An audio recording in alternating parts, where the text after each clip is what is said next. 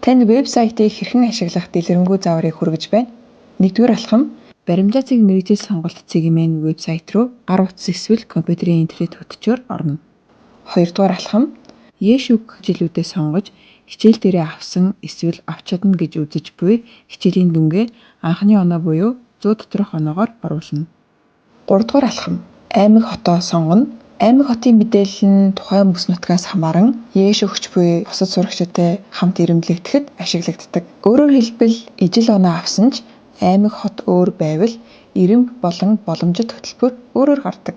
4-р алхам дараагийн ээлжид дахин үнэгүй үзэх код ашиглахын тулд утасны дугаараа оруулна.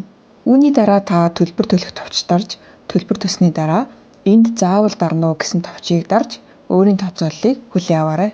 Систем таны оноог хэмжээст оноо, элсэлтийн ирэмб, боломжит хөтөлбөрүүдтэй харьцуулж харуулах болно.